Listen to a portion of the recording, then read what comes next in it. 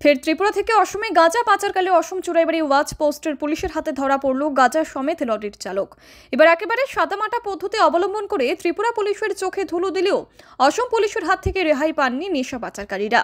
এদিকে ঘটনার বিবরণে প্রকাশ সোমবার সকাল 10টা নাগাদ ত্রিপুরার পশ্চিম জেলার জিরানিয়া থেকে NL06A735H নম্বরের 12 চাকার খালি লরি ত্রিপুরা সীমান্ত পেরিয়ে অসম চুরাইবাড়ি পুলিশের নাকা গেটে প্রবেশ করে। সেখানে কর্তব্যরত পুলিশ কর্মীরা রুটিন তল্লাশির সময় খালি লরির কোথাও কিছু না পেয়ে পরে গাড়ির বাইরের বডিতে তল্লাশি করতেই নজরে পড়ে বিপুল পরিমাণ গাঁজা। গাড়ির দুপাশে সাজানো ছিল 68 প্যাকেটের শুকনো গাঁজা, যার পরিমাণ 370 কেজি। এদিকে জব্দকৃত গাঁজাগুলির কালো বাজারে মূল্য প্রায় 2 কোটি টাকারও অধিক বলে জানা গেছে।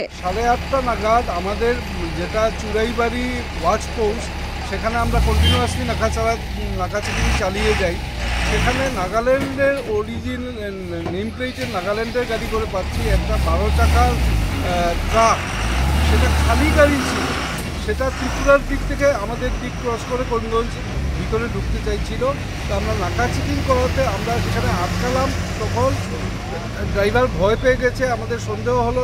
তখন খালি গাড়ি, কিন্তু আমরা যখন চেকিং করলাম, থরো চেকিং করলাম, আমরা পেয়েছি মানে পুঙ্খানুপুঙ্খভাবে যখন চেকিং করেছি তখন পেয়েছি গাড়ির সাইডের দিকে উপরে রশি টসি দিয়ে বাঁধা ছিল গাঁজার অনেকগুলো প্যাকেট, ত্রিপাল দিয়ে ঢাকা ছিল, চোখে পড়ল না। আমরা ভালো মতো চেকিং করাতে গিয়ে ধরা পড়লো।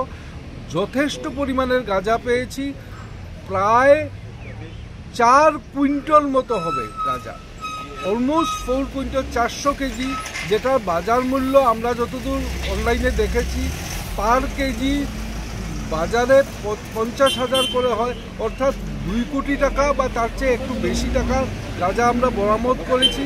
ড্রাইভারকে আমরা ধরেছি, হি হ্যাজ বিন অ্যারেস্ট করা হয়েছে। আর বাকি যেগুলো আইনি প্রক্রিয়া সেটা আমরা এখন চালাবো। NDPS অ্যাক্ট মতো কেস অবভিয়াসলি হবে, দোষীরা শাস্তি পাবে।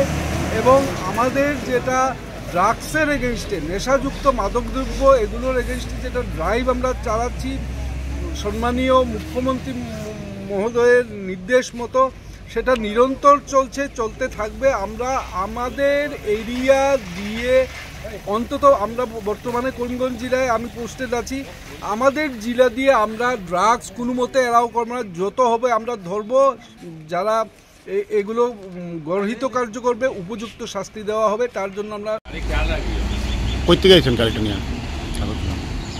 কই যাবেন? কি আছে গাড়িতে? কই থেকে লুট করছে জানি। তো এটা নেওয়ার বিনিময়ে আপনি কত টাকা পাইবেন? এভাবে আরও গেছেন নি?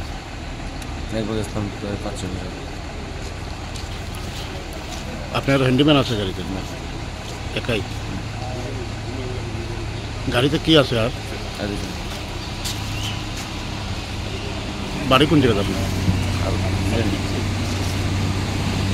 Bureau report, PV north east.